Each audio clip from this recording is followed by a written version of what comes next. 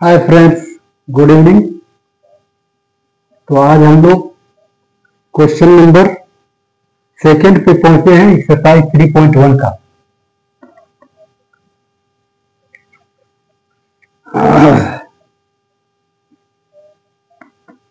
जब भी क्वेश्चन करवाते हैं तो छोटी छोटी मिस्टेक कई बार हो जाती है।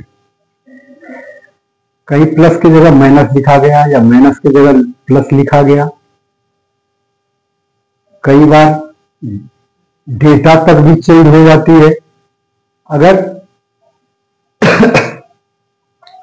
तो होता क्या है, कभी तो मिस्टेक को सुधारने का मौका मिलता है और कई बार मिस्टेक को सुधारने का मौका नहीं मिलता है।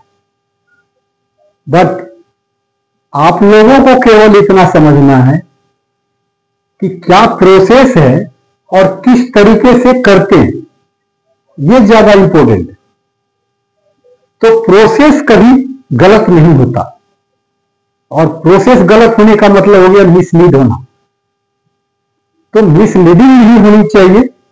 छोटी मोटी मिस्टेक तो चलती रहती है। कई बार अगर गौर किया तो पकड़ में आ गया, नहीं तो ऐसा भी होता है कि पकड़ में नहीं आता है और आप लोगों तक पहुंच जाती है। तो इन चीजों को इतनी बारीकी से नहीं लेना है। आप लोगों को समझना है कि सम्स करते कैसे हैं, इस चीज को पकड़ना। और हम लोगों की आदत है कि हम लोग जब क्वेश्चन करते हैं तो उसका आंसर भी मैच नहीं करते। आंसर से कोई मतलब ही नहीं रखते, आंसर मैच हुआ या नहीं हुआ। हम लोग बस इतना देखते हैं कि जो है प्रॉपर प्रोसेस होना चाहिए, प्रोसेस गलत नहीं होनी चाहिए। और पेपर में भी जो आपका मार्किंग होता है वो भी प्रोसेस के बेस पर ही होता है, क्योंकि वहां भी अगर छोटी छोटी कई बार मिस्टेक्स हो जाती है तो उसको इग्नोर कर दिया जाता है। बट कोशिश करना है कि वो मिस्टेक ना हो, हम लोग भी रखते हैं। चलिए आते हैं हम लोग नेक्स्ट क्वेश्चन पे, क्वेश्चन नंबर 2 पे। क्वेश्चन नंबर 2 है, the coach of a cricket team buys 3 balls and 3 bats and 6 balls for ₹3900। आसान है ये। एक कोच जो है क्रिकेट का, वो 3 तो बैट खरीदता है और 6 बॉल खरीदता है। पे कितना करता है? 3900। क्लियर है। अब यह हमें पता नहीं कि 3 बैट कितने का आया और 6 बॉल कितने का आया, लेकिन इतना पता है कि जब टोटल दोनों का कॉस्ट जो दिया उन्होंने, तो वो 3900 दिया। लेटर सी बाइज अनदर बैट। बाद में क्या होता है, वो जो है एक बल्ला लेती है। अनदर बैट का मतलब एक बैट, एंड 3 more balls, और फिर 3 बॉल भी लिया। एक बैट लिया और 3 बॉल लिया बाद में, जिसका वो पे करता है 1300। फिर ये वही क्वेश्चन है कि represent the situation algebraically and graphically. तो इस क्वेश्चन में सीधी सी बात यह है कि आप तो सिंपली जानते हैं कि अगर 5 पेन खरीदने गए, एक पेन का कीमत अगर हमको पता हो तो 5 पेन अगर खरीदने गए तो उतना पैसा पकड़ा देंगे उसको 5 जाकर के। बट हमको एक पेन का कॉस्ट पता होना चाहिए, तभी हमको जितना परचेज किए हैं उसका कितना कॉस्ट होगा ये पता चलेगा। तो let cost of each bat and each ball be ₹X and ₹Y respectively।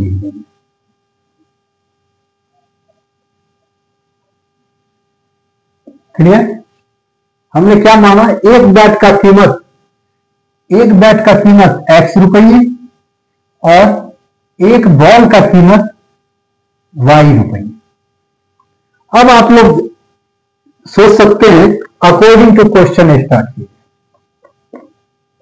अब उसने क्या किया, कितने बैट खरीदा, तो 3 बैट खरीदा और 6 बॉल खरीदा। एक बैट कितने का है, x रुपये का है, तो 3 बैट कितने का होगा।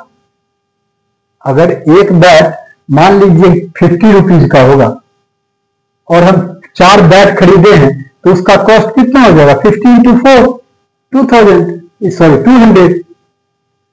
तो इसी तरीके से अगर एक बैट का कॉस्ट x रुपये है और हमने 3 बैट खरीदा, तो वो हो गया आपका क्या, 3 into x। ये कॉस्ट तो हमने बैट के लिए दिया।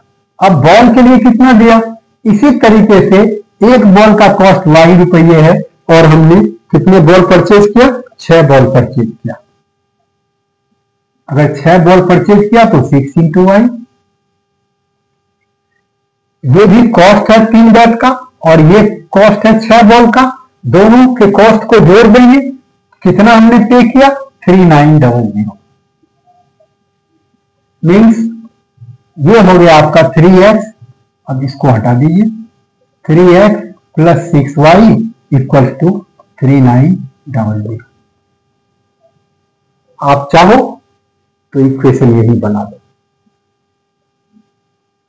यहीं पर लिख दो इक्वेशन 1। या एल्जेब्रिक फॉर्म में लाना हो, स्टैंडर्ड फॉर्म में लाना हो, तो इसको इधर मूव करवा दीजिए, इधर 0 कर दीजिए। स्टैंडर्ड फॉर्म में लाना जरूरी नहीं है, आप यहां भी छोड़ सकते हैं। बट करना क्या है, इसमें देखिए कॉमन आने वाला है। अगर कॉमन आने वाला कोई नंबर है तो कॉमन जरूर ले लेना। वो क्या होता है, वो सिंप्लीफिकेशन होता है स्टेप बाय स्टेप। तो सिंप्लीफिकेशन के मार्क्स मिलते हैं, इसलिए ये ध्यान रखना। इस दोनों में 3 कॉमन आ जाएगा। अगर 3x में 3 कॉमन लेंगे तो केवल x बचेगा, प्लस अगर 6y में 3 कॉमन लेंगे तो 3 2 जा 6 होगा।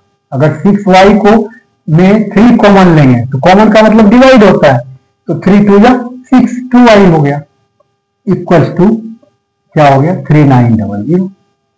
अब आप इस 3 को उधर मूव करवा सकते हैं। इससे क्या होगा, हमारा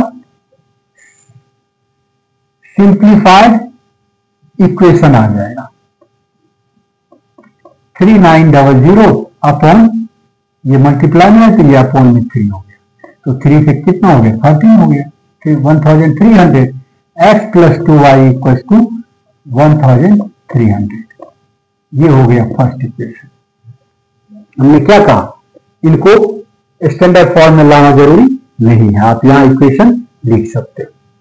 चलिए अब इसी तरीके से आगे फिर क्या है, फिर उसे वो क्या करता है, बाद में एक बैट खरीदता है और 3 बॉल खरीदता है और 1300 देता है। अब क्या करता है, एक बैट खरीदता है तो एक बैट का तो कीमत x ही है, प्लस 3 बॉल खरीदता है तो 3 बॉल का कितना हो जाएगा, 3y, क्योंकि एक बॉल का y है, तो 3 बॉल का 3 into y कितने में खरीदता है, 1300 में। तो सिंपली क्या हो गया, x + 3y = 1300। इक्वेशन 2। ये दोनों इक्वेशन जो है क्या हो गया, एल्जेब्रिकली रिप्रेजेंट हो गया। अब जब एल्जेब्रिकली रिप्रेजेंट आप कर दोगे, दिखा दोगे इक्वेशन, तो उसके बाद क्या करना है, ग्राफिकली करनी है। और ग्राफिकली कैसे करनी है, ये आपको मैंने पिछले क्वेश्चन में जस्ट क्वेश्चन नंबर 1 में करवाया। तो सारी चीजें आप लोग सर के भरोसे मत छोड़िए, आप लोग खुद भी प्रैक्टिस कीजिए ताकि आप लोग का कॉन्फिडेंस ग्रो होगा। इसको आप ग्राफिकली आप लोग खुद कर सकते हैं। और फिर भी अगर आप लोगों को प्रॉब्लम हो तो कमेंट सेक्शन में आकर के कमेंट कीजिए, फिर मैं करवा दूंगा। Thanks to all of you.